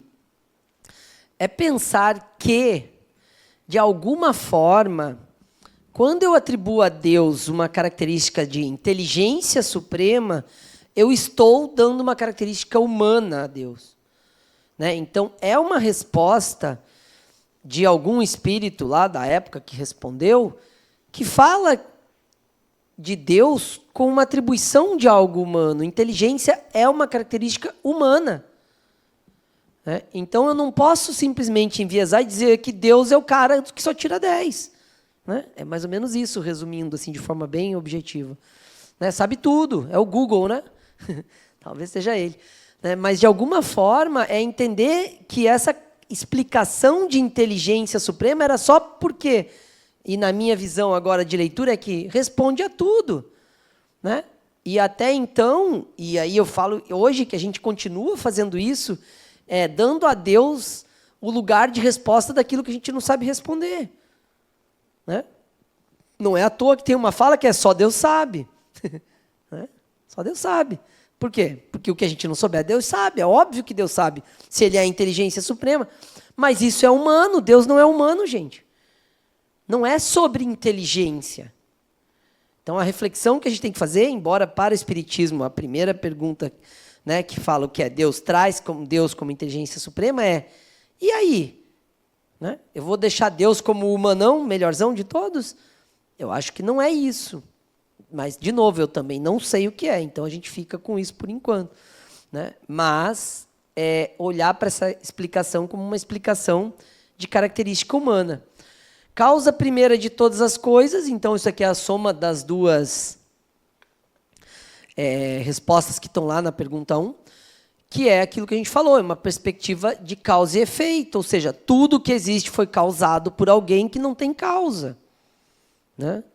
Isso é uma forma de explicar a realidade na perspectiva também de antes da física quântica, antes da perspectiva de que as coisas podem existir sem causa. Né? E aí esse olhar para a gente é Deus para o Espiritismo, inteligência suprema, causa primeira de todas as coisas, ponto. Ótimo, agora vamos fazer uma leitura disso com um olhar de espírito que está vivo aqui, estudando, pensando, ativo, em crise, em 2024. Né? O que eu vou fazer com essa resposta? Né? Será que as coisas podem existir sem causa? A física quântica já explica um monte isso. Né? O que faz as coisas existirem é o observador. Né? Então, aí, opa, é o observador. Aí eu entro numa outra perspectiva. Então, se é o observador que faz as coisas existirem, né? Será que não é o observador que é o Deus, que é a causa primeira? Olha que legal isso, uma conclusão boa. Né? Então, se é o observador que faz as coisas existirem, será que não é o observador que é o Deus? E aí a gente volta para o centelha divina, que é a gente. Então, é esse looping que a gente precisa fazer para não ficar só repetindo. Deus é a inteligência suprema, sabe tudo e que fez tudo. Pronto. Resolve, dá uma tranquilidade, não entra em crise. Passa a aula 2, eu deleto, falo, nunca mais vou assistir a aula desse facilitador. Né? Mas essa crise é boa. Comecem a tê-la se vocês ainda não têm. Né? Porque, de alguma maneira, a gente precisa se apropriar de uma perspectiva, de uma concepção de Deus contemporânea ao que a gente é hoje. Cada um no seu olhar, na sua relação com a realidade e tal. Né? Atualizando, de alguma forma, o Deus do terremoto, o Deus do trovão, o Deus da guerra e tudo mais que está dentro de cada um de nós. Tá? Não antropomórfico, não tem, né? Não é um Deus com corpo físico lá, fortão, tal, né? Com um negócio na mão, dando... né? só soltando os raios lá de cima, não é isso, né? Isso é só uma figura.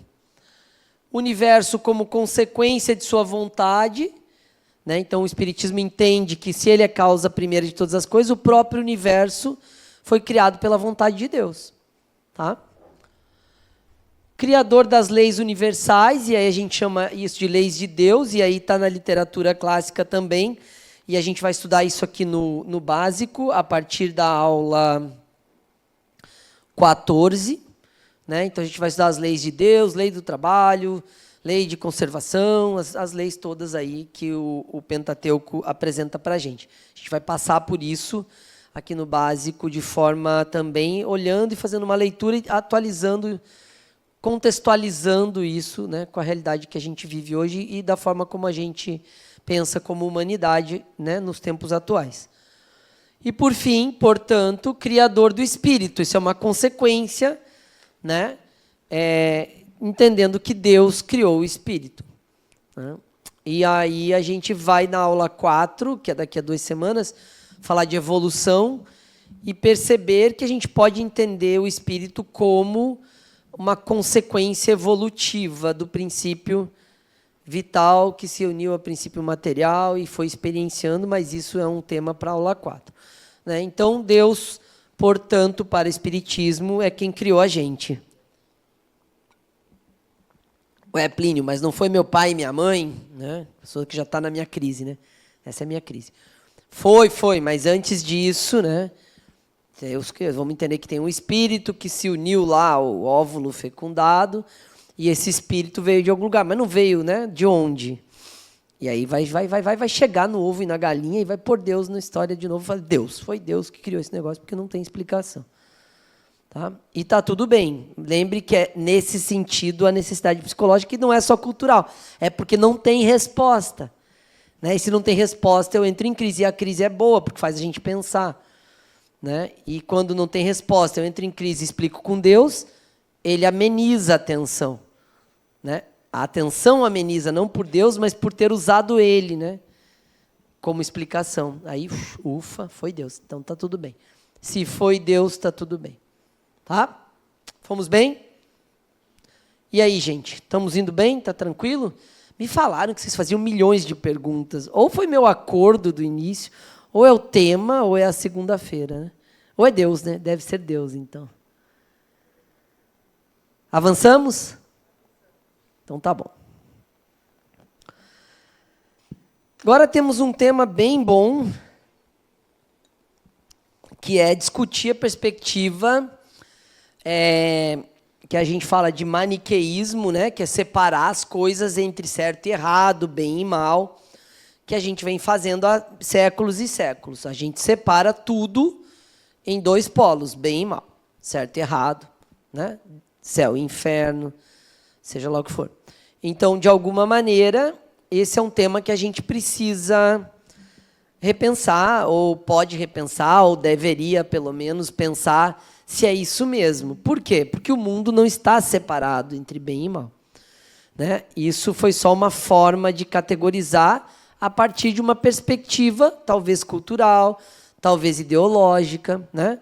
Por quê? Porque o certo, como é, da alma imoral lá, o certo é certo, né? O certo é errado, o errado é errado e o errado é certo, não é isso? Tem uma fala assim no Alma Imoral lá, né? Para quem já assistiu ou leu o livro. Né? O certo é errado. É isso assim, ó. O certo é errado, o errado é certo. Né? E aí? Né? Como que eu faço com isso? Okay, pensem filosoficamente. O certo é errado, o errado é certo. Né? E aí entra em looping. Né? Eu vou ficar aqui a noite inteira, certo? Né? E quando eu assisti essa peça, alguém já assistiu Alma Imoral? É muito bom. Eu indico, quando se passar de novo por aqui, não percam. Né? E se perder, leiam o livro. Né? Por quê? Porque é justamente sobre isso. Por que a gente separa o mundo entre bem e mal? E o que é bem e mal? E o que é certo e errado? Por que a gente tem que classificar, né, numa perspectiva só? Só tem esses 2 polos. Né? Será que a gente não pode revisitar a realidade sem dividir ela entre bem e mal e certo e errado? primeiro, que existe um conjunto de aspectos morais da crença em Deus que estabelece o que é certo e o que é errado. E a gente se pauta por isso, né? E aí eu posso ir em diversas perspectivas refletir sobre o certo e errado, né? Porque a gente parte, por exemplo, de que matar é certo ou errado? Matar é certo ou errado? Me ajudem aí, vamos fazer. Levanta a mão quem acha que matar é errado. Levanta a mão quem acha que matar é certo. Os que não levantaram a mão, se mexam para eu ver se estão encarnados. É que eu tenho uma mediunidade e tal, estou achando que estou vendo espíritos que não estão votando. Depende, não tinha na resposta, tinha A ou B. Ó, vamos lá. Então, vamos pensar assim. Então, a maioria acha que matar é errado, certo? Beleza, vamos lá então. Estou saindo de carro, chegando em casa, tem um cara lá no meio do asfalto com uma arma na mão apontando para mim. Quem atropela, levanta a mão. Ué, matar não era errado? Não vai matar, só vai dar uma atropeladinha, né? Ah, entendi. De leve, de lado, só na perna esquerda, né? No lado que está o revólver. Não é, gente. Vocês viram como bem e mal não serve para coisa mais básica? É o primeiro. Eu faço 50 exercícios desse aqui, a gente vai entrar no mesmo entrave. Quando a gente começa a tratar a realidade como bem e mal, é porque a gente está baseado em critérios morais, né? E aí você não atropela porque matar é errado e ele lhe mata. Morrer é certo, então. Sacaram? E assim, não é nem para a gente se aprofundar, mas eu só estou fazendo um exercício para a gente perceber como o critério moral enviesa de um jeito que a gente não percebe que a gente vai entrar num processo de culpa depois, né? Quem assistiu aquele filme dos jogadores que caíram lá na neve e tal, o avião? Vocês lembram como é o nome? Teve uma versão nova agora? Sociedade da Neve, né? Pronto. Olha o que acontece. Para quem não assistiu, vou dar o spoiler, porque não vai mais assistir, que já está 200 anos em cartaz, 200 dias, quem não assistiu não assiste mais, né? Mas assistam que é bom, porque dá uma crise boa sobre isso. Os caras caem na neve, o avião, e aí conseguem sobreviver, alguns morrem já de começo, é uma mega neve, não tem raio, não tem zorra nenhuma, vão ficar trocentos dias lá, acaba tudo, eles decidem o quê? Comer quem morreu, porque era a única proteína que tinha disponível, congeladinha, tal, friboi ali, né? Pronto. Alguns falam, não vou comer, porque é errado. Não vou comer, não tenho condição nenhuma de comer meu amigo que morreu, mas ele já morreu. Né? E aí entra uma crise de bem e mal, de certo e errado, e a pessoa morre por não comer. A única proteína que tinha disponível de um cara que já morreu. Por quê? Porque o preceito de certo e errado dele era mais forte do que o instinto de sobrevivência. Então, vamos pensar assim, é um exemplo também, parecido com esse que eu falei. Né? Então, se a gente fica separando, é porque a gente está com os critérios morais. E não é sobre o critério moral. Né? A pessoa já morreu. Né? Mas Deus nunca vai perdoar alguém que, na neve, sem comer, diante de estar morrendo, abre mão e come o amigo que morreu antes. É para ele ficar ali fazendo uma prece para o amigo, enterrar ele na neve. Né? Alguns falam, não, deixa comigo, eu corto aqui, a gente faz os bifes aqui e come. Lógico que não foi com essa facilidade toda, porque é um problema, e eu já pensei muito sobre isso. Eu sou vegetariano, imagina, não como nem vaca, imagina comer um amigo que está caído lá do avião. Vai ser um desafio. De qualquer sorte, espero que eu não precise, mas é filosófico e teórico, né? A gente entra em crise moral. E é a moral, essa questão da moral que leva a gente a ficar nesse polo bem, mal, certo e errado. E isso faz com que a gente não avance em várias questões. Porque a gente está o tempo inteiro classificando. Certo e errado, errei, acertei, fiz mal, fiz bem. E aí se punindo.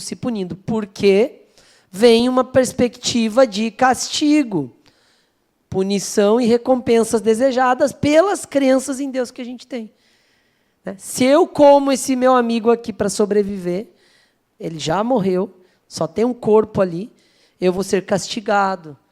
Mas eu vou morrer se eu não comer. Mas assim, pelo menos, eu morro sem ser castigado. Olha que louco. Diga. Então, por exemplo, com relação às crises existenciais que a gente tem sobre o bem e o mal, o que é certo, o que é errado, trazendo para esse caso, se a gente estivesse na mira de um bandido e você estivesse no carro dirigindo o que faz e o que não faz, como a gente deve lidar com essa crise existencial e até decidir o que fazer? E eu até indo mais além, né? Porque quando é com a gente, às vezes a gente não tem tanta coragem, talvez, mas uma mãe vendo um filho. O filho na mira da arma de um bandido e você está vindo com o carro. Você não joga o carro para atropelar aquele bandido? Assim, claramente eu jogaria, sem pensar. Talvez depois eu ficasse com remorso, com peso na consciência. Acho que... Oi, está ouvindo? Alô? Oi? É o peso na consciência. Não, é o outro, esse é o meu. É que eu acho que... Ou tá com a bateria aí? Tá tudo bem? Já entendi. Vamos lá. Baixei um pouquinho, Rodrigo, acho que subiu o meu aí. É óbvio, gente, que a gente vai fazer isso. E o peso na consciência vem das crenças de punição do critério moral. Porque não é um critério moral religioso matar alguém. E a gente entra nesse looping do que tem na nossa mente sobre a religião, mesmo não sendo mais de uma religião A ou B ou C. É óbvio que matar, né, diante do que a gente estuda, diante do que a gente aprendeu como evolução do humano, não é uma solução de coisas. Mas, numa situação dessa, a grande maioria de nós ainda é capaz de. Né? E, nesse caso, além de passar de frente, eu faria a volta e passaria de ré para garantir. Né? Então, por quê? Porque, efetivamente, eu ainda tenho isso dentro de mim. Isso a gente vai lidar lá no ciclo 6, que é o que a gente tem dentro da gente e muitas vezes a gente não reconhece, que é essa maldade aí de matar se precisar, ponto. Por isso que quando eu pergunto quem é, só levantou um aqui, eu nem vou falar quem é para vocês não ficarem com medo, mas ele falou que está tudo certo matar. Né? Então, entenderam? Por quê? Porque a pessoa está bem mais resolvida que a maioria, provavelmente. Né? Porque se precisar, vai matar e ponto final. Né? Agora, efetivamente, a gente tem esse critério moral punindo a gente, entrando em culpa e tudo mais. E é por isso que a gente tem um monte de crises existenciais e de relação com o que a gente fez, porque a gente fica se punindo, porque a gente tem uma perspectiva de um Deus punidor, que pune quem não segue os conceitos, né? Que pune quem sai da moral da época. E a moral é temporária e conforme as culturas, como o colega falou. Né? Porque lá nos vikings, quem não matava era um banana. Né? Nem servia. Né? Se você não soubesse pegar uma espada e matar, você não servia para nada se fosse homem. Né? Não serve. Imagina que legal. Né? Eu provavelmente não serviria, porque eu não devo conseguir nem levantar uma espada daquela. Diga aí. Não, a questão é que a pergunta que você fez é que era certo ou errado. Você não perguntou se quem precisasse matar, mataria. Tudo bem, mas é só para ilustrar a aula, né? Não queira também pegar nas entrelinhas, né? É só essa questão. Eu acho que você achar que é algo errado não impede você de cometer aquilo. Tudo bem. Aí você já começa a me dar sinais de que você está bem resolvido com fazer coisa errada. Tudo bem. Mas aí é de cada um. Tá tudo certo. Eu acho que era só essa questão mesmo. Mas na próxima você levanta e fala, eu mato, tá tudo certo. Mas você perguntou se era certo ou errado, não se eu mataria. Não. Entendeu? Então tá bom. Você mataria? Se eu precisasse, sim. Então é certo. Não. De acordo com a circunstância, é certo. Talvez não. É porque quando eu ponho a circunstância, eu passo a ter hipóteses de certo, entendeu? Mas é uma discussão que a gente vai aqui até 1h e não termina. Mas está tudo bem. É que essa crise que você está tendo com a pergunta, na verdade, vou te contar que é uma crise com a morte. Mas a gente põe ela na pergunta para não, é só quando der, se precisar, entendeu? Porque, no fundo, todo mundo tem problema em dizer que pode matar se precisar. Né? A gente tem isso, é religioso, está na nossa mente. Tem um Deus dizendo, você vai mesmo falar no centro espírita que está tudo certo matar? Tem um Deus na nossa mente fazendo isso, gente. Imagine eu que estou com o microfone gravando ainda. Né? Deus está vendo 2 vezes. Você ainda está provocando as pessoas. Né? Piorou. Entendeu? Então, eu entendo o que você falou, e eu faço isso de propósito mesmo, mas, para além disso, é uma crise muito mais com Deus que tem dentro da gente do que com outra coisa. Né? Você vai sair daqui e falar, pô, eu falei que podia matar. Que droga, né? Ainda estou assim, né? E eu estava criticando o cara que saiu no jornal que matou, né? Sacou? Falando que esse mundo está perdido porque você está nele, gente. Né? A gente é tudo igual, está tudo vivendo a mesma sociedade. Para de achar que só o outro lá que está preso, que está errado. Né? Mas isso é uma crise para outra hora, outro dia. O mal como ausência do bem, e aí isso é uma perspectiva legal para a gente mudar, que assim, olha, não é bem e mal, certo e errado. Né? É, onde existe o mal, tem ausência do bem. Não é a pessoa do bem, a pessoa do mal. É uma atitude. Na hora que você atropelar o cara que estava tentando lhe assaltar, você não teve uma atitude do mal? Tá vendo que louco? Dá um looping, né? Eu acho que teve, matou uma pessoa, né? Mas pela circunstância, eu ainda prefiro matar a morrer. Então, eu tive uma atitude do mal em prol do meu próprio bem. Né? Eu fui mais egoístazinho ali, porque eu preferia eu viver. Sacaram?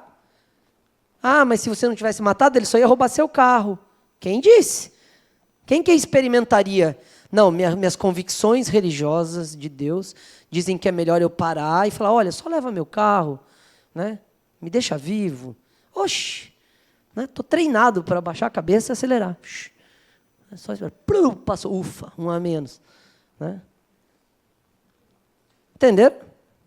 Eu estou exagerando para que vocês façam a reflexão de forma verdadeira. Né? Porque se eu ficar amenizando, a reflexão não vai acontecer. E já passou das... Não passou das 9, não podia. É só depois das 9 que eu posso exagerar. O meu contrato diz que só depois das 9 que eu posso exagerar. Entenderam a ideia da oposição? Boa noite. O senhor trouxe uma questão filosófica, religiosa, onde essa definição, até certo ponto axiomática, muito forte, por sinal, onde Deus é a causa primeira de todas as coisas. E, em uma outra fala, o senhor trouxe também a questão do materialismo histórico, dialético, de Marx, onde o homem, subjetivamente, ele dá um supervalor ao próprio homem, colocando o homem numa posição de super-homem, e aí a gente fica nessa dualidade entre ciência, religião, dialética. Então, essa ideia do bem e o mal não seria também uma construção religiosa? Totalmente. Totalmente. Ela é uma construção religiosa e por isso que ela parte dos aspectos morais das crenças em Deus de cada religião que a gente passou. Porque se a gente tirar isso, a gente não precisa dividir o mundo entre bem e mal. Muito bem colocado. Então, é muito mais fácil para o materialista dizer eu mato. Total, porque não tem nada para além da matéria, né? Com certeza, provavelmente seja bem mais fácil, porque não tem critério subjetivo nem moral. Né? Concordo plenamente. Boa conclusão filosófica. A impossibilidade de enxergar o bem, então eu faço o mal porque eu ainda não enxergo o bem, eu ainda não tinha a capacidade de perceber o que era o bem, então eu faço algo que é caracterizado como mal para aquela sociedade, porque era a minha limitação de ver o bem. Isso tira a gente da culpa, né, que é a ignorância, que não me tira de responder isso diante do direito dos homens, mas é uma ignorância e é um atenuante, inclusive, para quem é do direito, aí sabe, né? Na perspectiva, entra como atenuante, não tira o crime, mas atenua. Então, de alguma forma, a gente pode olhar para o mal como a ausência do bem e também para a impossibilidade de enxergar o bem em algumas situações, né? Pela própria ignorância. Tá? O que não deixa de ser mal diante dos critérios morais de cada sociedade. Tá? Mal como desconhecimento das leis de Deus, mesma perspectiva. Então, se eu não tenho esse critério das leis de Deus, do que é certo, do que é errado, a sua fala, né? Eu não tenho essa definição, né, como base do que é certo e do que é errado, e aí eu não tenho isso definido como mal. Né? E aí eu volto lá para os vikings, né? Porque para o Deus dos vikings, matar era obra de Deus dos vikings. Né? O Deus gostava de guerreiros que matavam. Né? E aí o Deus cristão, não. Entendia os vikings como bárbaros, que matavam todo mundo. Tal. Então, olha só, dois olhares do divino e da religião, né, de uma certa forma, ainda que não estruturada numa religião formal, mas de crenças que estabeleciam critérios de bem e mal opostos, né, não coerentes um com o outro. Mal como inerente ao próprio ser humano, e aí a gente vai falar disso como sombra. A gente tem... e aí, quando eu falo que instintivamente eu atropelo, eu mato alguém que está para matar meu filho, isso é um instinto de sobrevivência, de proteção. Então, se a gente trabalhar isso atribuindo o critério de bem e mal, então o mal é inerente a gente, porque é instintivo, né? É inerente, é sobrevivência, é proteção, é materno, né? É maternar a cria ali. Então, de alguma forma, isso é inerente a gente. Mas isso a gente vai deixar lá para o ciclo 6, que é falar um pouquinho das sombras, que é o que a gente tem no nosso inconsciente e não conhece. Não reconhece, ou guardou e não está lidando. Tá? Isso é uma perspectiva mais psicológica que vem mais pela frente. Fomos bem? A prece como mecanismo de ligação a Deus. E aí, depois dessa desconstrução toda, né, a gente vem com essa proposta que é: e o que a gente faz quando a gente faz prece, ora, reza, pede, agradece, né? E essa é uma questão bastante importante nessa discussão e nessa atualização e contextualização do que seja minha, né, a de cada um, concepção de Deus. Por quê? Porque, efetivamente, quando eu coloco isso em questão, eu estou pedindo e agradecendo a quem? Né?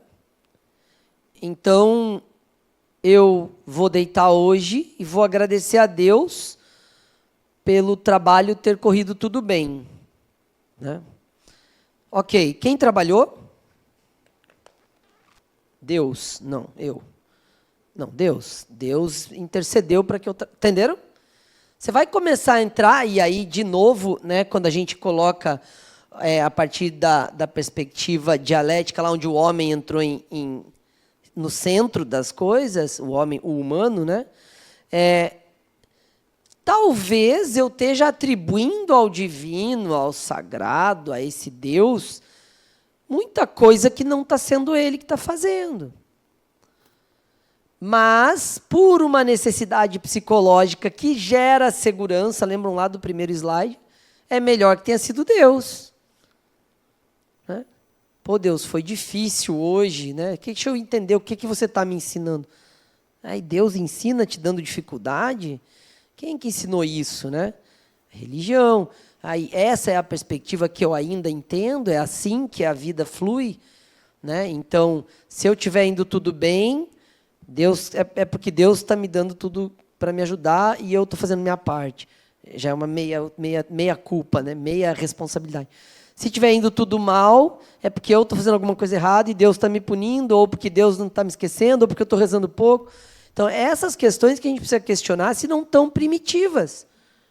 Se não estão ainda com o olhar lá de antigamente. Quando eu falo antigamente, é 500, 1.000, 1.500 anos. Né?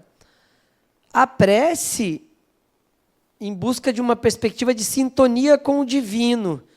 Mas o divino está externo, é um rádio que eu tenho que sintonizar até achar ele no universo. Né? Deixa eu sintonizar 108.8. Oi, Deus. Achei, Deus. Né? Entenderam?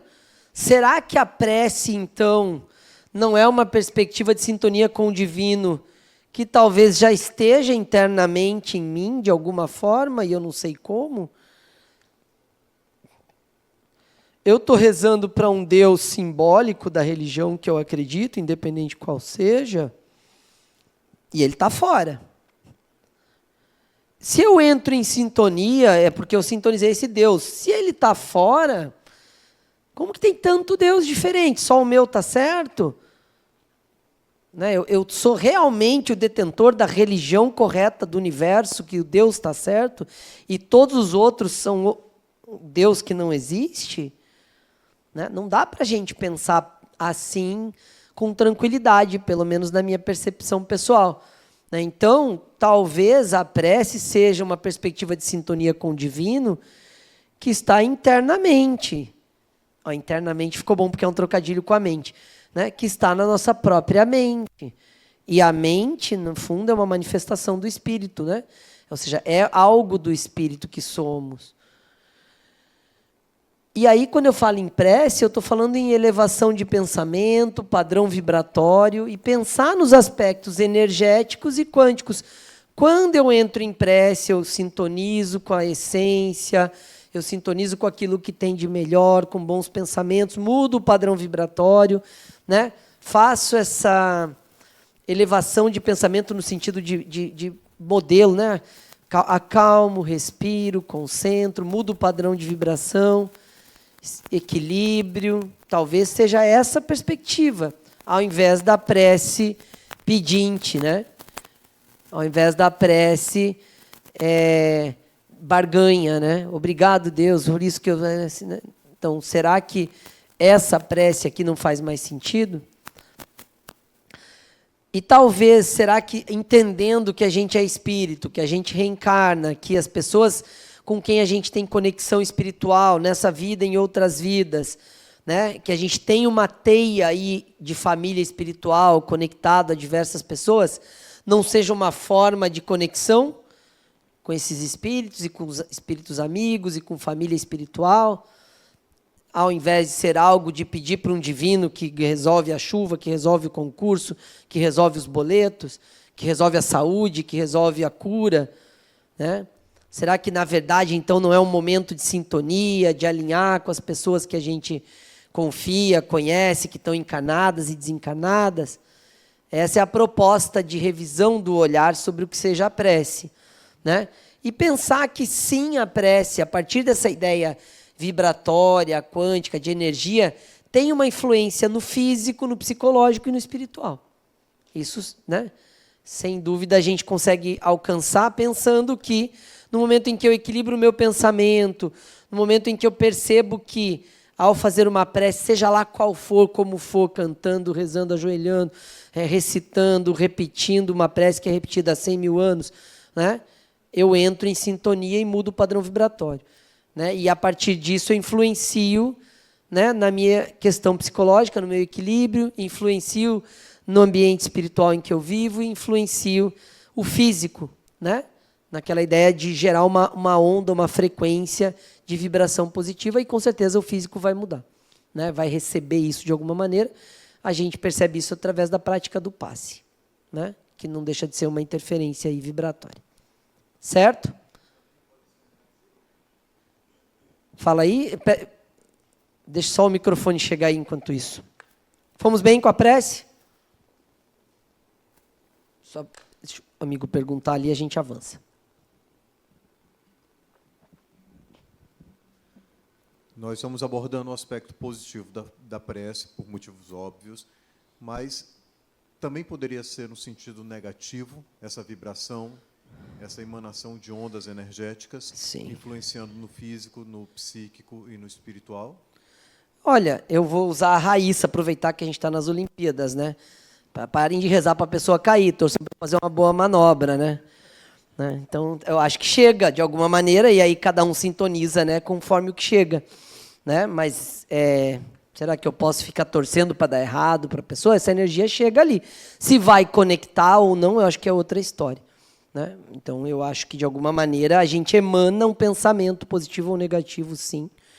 E aí depende de sintonia para funcionar ou não, né? Se eu sintonizar com alguém que está falando, vai dar errado, eu começo a achar que dá errado. Aí já são dois achando que vai dar errado, né? E aí a gente, às vezes, consegue fazer dar errado, já que a gente está achando que dá errado. Acho que é nesse sentido de mudar padrão vibratório. Tá?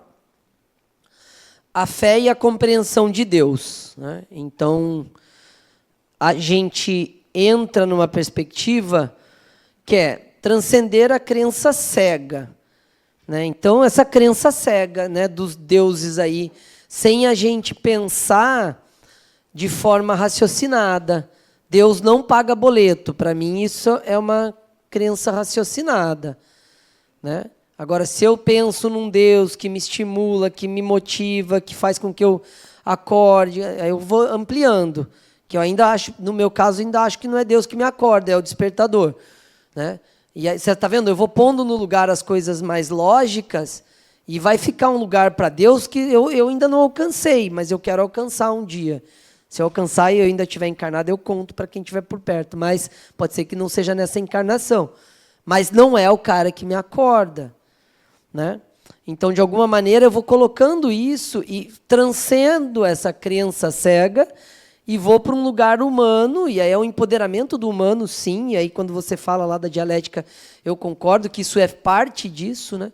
Quando a gente coloca o humano produzindo, o humano à frente, e é a autodeterminação, que a gente vai falar aqui na ULI muitas vezes, a gente entra numa fé raciocinada e não mais sem lógica, né? A partir disso entra raciocínio, emoção, discernimento e lógica na compreensão de Deus. O que eu sinto, como que eu raciocino, o que faz sentido eu atribuo a Deus, o que não faz sentido. E isso é de cada um, gente, não tem certo e errado, né? Isso aqui são provocações para você olhar para aquilo que você percebe da realidade e falar, ó, aqui faz sentido tá Deus, aqui não faz, né? Não tem certo e errado sobre esse tema, tá? Busca de Deus no externo, pensar um pouquinho que Deus não está no externo, embora as religiões atribuem o Deus em algum lugar, a gente já fez isso, pôs na pedra, pôs no totem, pôs no ser lá que via e ouvia vozes, né? E pôs no padre, no pastor, no mentor, no espírito de luz lá que ilumina a casa. Então, isso tudo a gente já fez. Mas Deus provavelmente não está no externo. E essa é a maior provocação que a gente tem que levar dessa aula. Deus não está no externo, né? O externo é figurado, representado, estabelecido por alguém, né? Esse Deus aí, ele é um Deus que está fora, não é isso, provavelmente, né? Deus está dentro, de dentro para fora. E aí a proposta com Deus talvez não seja entender, saber, é sentir. Já que é dentro, e eu não sei onde é dentro também, é dentro, não sei onde é esse dentro, né? É em mim, sou eu, é o que efetivamente, né? E aí a pessoa está rindo, fala, pô, o cara não sabe nada, 9h15 eu estou ouvindo ele faz 2 horas aqui, não sei, gente, não tem como saber. Eu sei propor várias reflexões do que não seja, né? E essa aula é muito sobre isso, que a gente olhar e falar, peraí, então, se isso não é, o que que é, né? Se vocês saírem com esse nó daqui hoje, eu cumpri minha missão, tá? E aí a gente pega essa fala de Adenauer, que é a fé em Deus significa a compreensão lógica e sentida de sua existência. Deus existe? Não sei, né? Ah, o que é Deus? Também não sei, né? E aí a gente começa a falar, então, peraí, eu tenho que pensar, porque se eu só atribuir a ele essas coisas históricas, eu não estou nem pensando. E a proposta é essa, é fazer isso de forma raciocinada. Diga. Só voltando, quando você perguntou aquele negócio de matar, que tinha o certo ou errado, você falou, não tinha a resposta depende, né? Que foi a minha resposta. Aí, quando você está falando isso, eu estou fazendo o link, daí minha mente está meio bugada, que você diz assim, eu também concordo, eu acho que Deus é de dentro para fora, mas pode ser também, não está fora, fora é uma coisa, dentro é outra, mas eu penso também que talvez, né, possa ser a terceira opção, que é tipo, tá dentro e tá fora.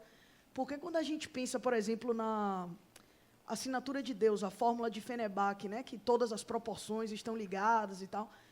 Então, na verdade, nós somos, eu concordo com isso, a centelha divina, mas há algo maior quando a gente pensa nisso. A assinatura divina, a fórmula de Fenebach é perfeita e é em tudo, é na espiral da concha, a composição do corpo, as medidas, tudo. Realmente é como se fosse uma assinatura mesmo, porque está presente em tudo. Sim. Então, talvez não seja só no externo ou só no interno, seja os dois, ou eu estou viajando muito. Não, tá bom, é isso mesmo. A viagem é essa, né? Para mim, é só porque não tinha outra forma, usaram a mesma e foram replicando, né? Mas é isso, eu gosto. O bug é esse, entendeu? A gente não sabe, a gente só está provocando para dizer, não é esse Deus autografado aí pelas religiões ao longo dos séculos que encheu a gente de culpa e medo, não é isso, né? Eu quero que a gente reflita a partir disso. O que é ainda, não sabemos, estamos em processo de, né? Se a gente começa a entender que não é o Deus do terremoto, a gente já sai de uma perspectiva, começa a entender que não é o Deus que paga os boletos, não é o Deus que reprova 290 para passar 10, aí a gente começa a tirar Deus desses lugares. Tá? Mas é essa crise. Você está bugada bem do jeito que a gente quer que esteja bugada. Eu gosto desse bug. Estou exatamente assim, que nem você. Só estou com o microfone na mão. Única diferença.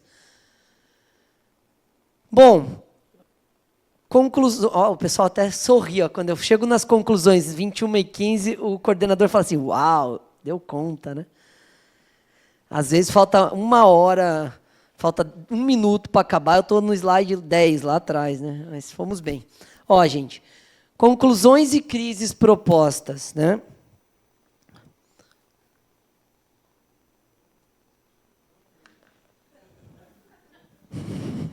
Gostaram desse jogadinho? Não tem conclusão, gente. E aí eu tenho uma tela preta de conclusão e crise proposta. Brincadeira, vou voltar aqui para a gente. Ó, foi legal, não foi? Eu fiz isso de efeito especial da aula, assim. O que eu vou pôr de conclusões aqui? Não tenho conclusão nenhuma sobre essa aula.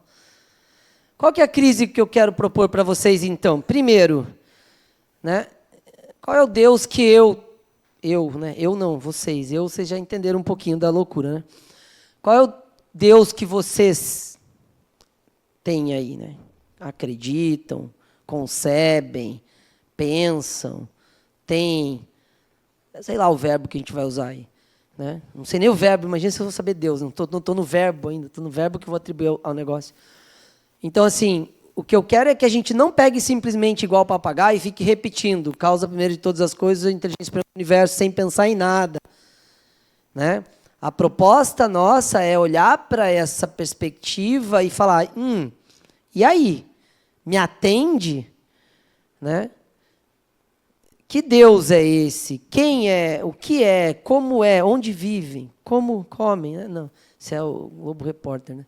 Então, assim, de alguma forma, a gente pensar um pouco para além de repetir um modelo que cada um tem. Gente, cada um aqui tem uma concepção de Deus. Acreditem. Tem milhões de deuses diferentes. Se a gente pegar essa sala aqui, não sai. Vamos fazer grupos de Deus parecidos. Vai dar uns 30 grupos. E quando começar a conversar e falar, não sou do seu grupo, não. Achei que era. Né? Então, assim, por quê? Porque Deus é individual, gente. Loucamente, Deus é individual. Né? Pode ser que seja o mesmo Deus lá fora? Pode. Se um dia a gente descobrir o que é, a gente vai descobrir que é o mesmo. Talvez. Não sei. Né? Mas a ideia de Deus a gente tem, cada um. Cada um de nós tem uma ideia de Deus concebida nessa encarnação e ao longo de todas as outras. E a provocação dessa aula é que a gente perceba quanto o Deus é individual. Mas não é o Deus, é a ideia de Deus que é individual, porque ninguém sabe o que é Deus. A pessoa tem uma ideia do que é Deus. Algumas pessoas se agrupam em torno de uma ideia do que é Deus. Né? A gente pega a pergunta 1 lá e a resposta, inteligência suprema, causa, diz assim, olha, Deus é isso. E aí tem, sei lá, 100 mil pessoas que falam que Deus é isso. Tá, e o que é a inteligência suprema? Já separa 56 grupos. E causa 500 mil grupos. Acabou, não é mais o mesmo Deus. Por quê? Porque a percepção de Deus é individual, é uma ideia. Cada um tem uma ideia de Deus, a partir da sua relação com Deus. Seu Deus é um até que aconteça algo muito sério que você fale, pô, Deus, você não me ajudou aqui. Cadê você? Né? Dá uma tragédia na sua vida, você fala, pô, morreu Deus, vai Deus com tudo. Né? Ou dá uma super coisa e fala, Deus me abençoou. Entendem? Então, assim, é pela experiência individual, e eu estou falando de uma vida só. Quando a gente amplia para todas as vidas, cada um viveu um lugar e uma experiência com o divino. Por isso que Deus é uma ideia individual, porque ela é reflexo e consequência de N experiências com Deus. Diversas, inúmeras. Diversas crenças, diversas percepções, diversas formas de entender Deus, diversas vivências com Deus. Né? Deus ajuda quem cedo madruga. Você acorda 5h30 para ir trabalhar, entra na porta do metrô, pega uma carteira com R$1.000 dentro, sem documento nenhum. Quando você está com uma conta ferrada para pagar em casa. Deus ajuda quem cedo madruga. E o que Deus fez com o coitado que perdeu a carteira meia hora antes de você passar? Ele madrugou mais que você. Entendem? Deus é individual. Para aquele cara, Deus não existe, porque ele perdeu o salário naquele dia. A visão de Deus é o mesmo Deus, porque a carteira é a mesma. Não tem um Deus que faz o cara perder e outro Deus que faz o cara achar. Né? Naquela carteira atuou o mesmo Deus. O cara que perdeu vê Deus como um miserável, que fez ele perder o salário. O cara que achou vê Deus como um incrível, que fez ele achar o dinheiro que ele precisava. Não funcionou. Por quê? Porque Deus é uma ideia de cada um. Então, essa é a crise que eu proponho. Espero encontrar vocês com mais crises sobre isso. E se não chegarem com crise suficiente, lá no 10, né, Robertinho? A gente termina de bugar a mente de vocês com as ideias de Deus. Obrigado, gente.